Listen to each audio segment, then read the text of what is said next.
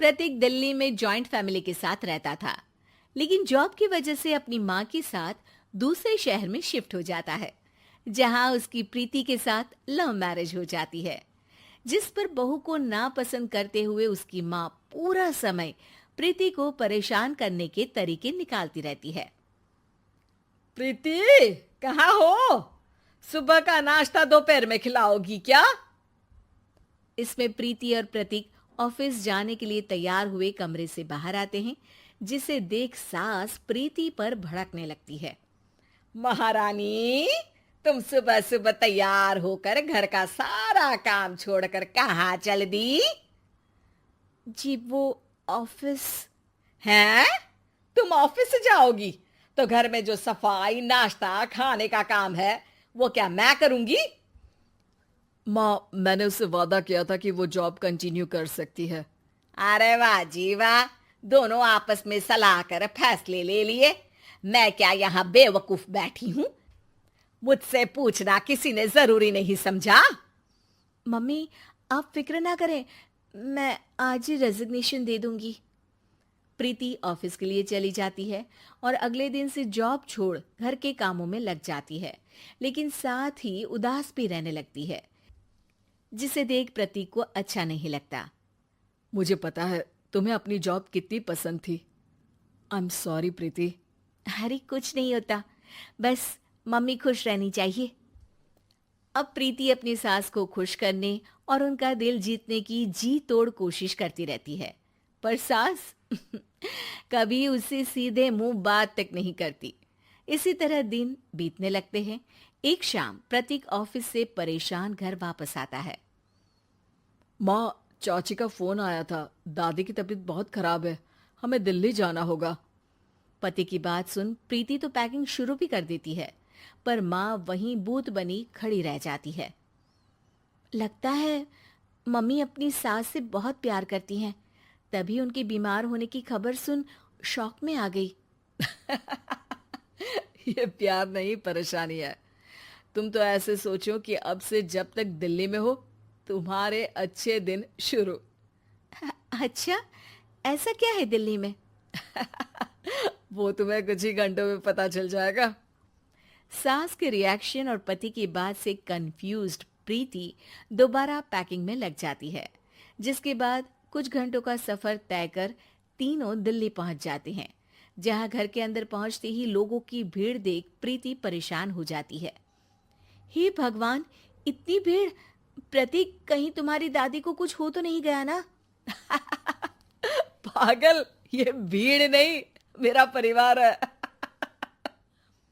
क्या इसे तुम परिवार कहते हो? अरे इसे तो जिला घोषित कर देना चाहिए।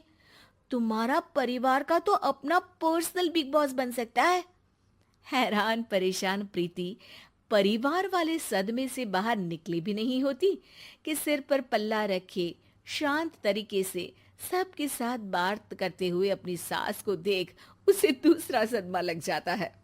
हाय राम, ये मम्मी का ऐसा भी कोई रूप है? ये तो मुझे पता ही नहीं था। ये तुम्हारी सास का ससुराल है। तभी प्रतीक की बहन बोल पड़ती है। यहाँ आपको ऐसी ऐसी चीजें देखने मिलेंगी जो सपने में भी सोची नहीं होंगी।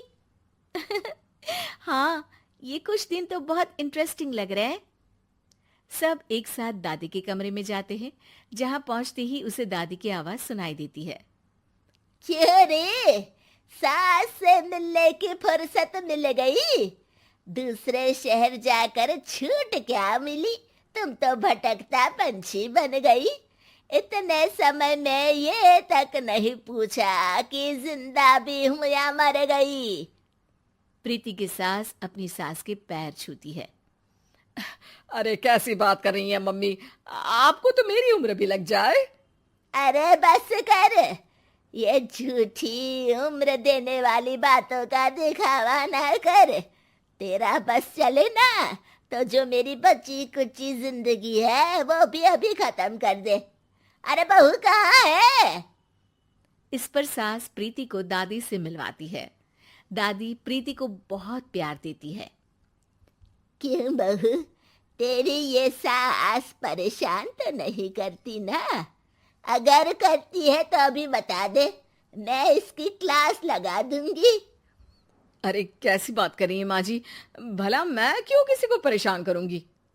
प्रीति अपनी सास का ये रूप एंजॉय कर ही रही होती है कि तभी चाची वहां आकर प्रीति को अपने साथ ले जाती है।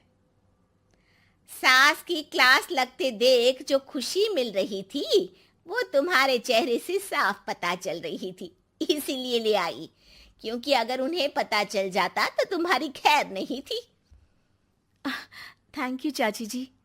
चाची और प्रीति घर में झूले पर बैठी बात कर ही रही होती है कि उसकी सास भी वहां आ जाती है।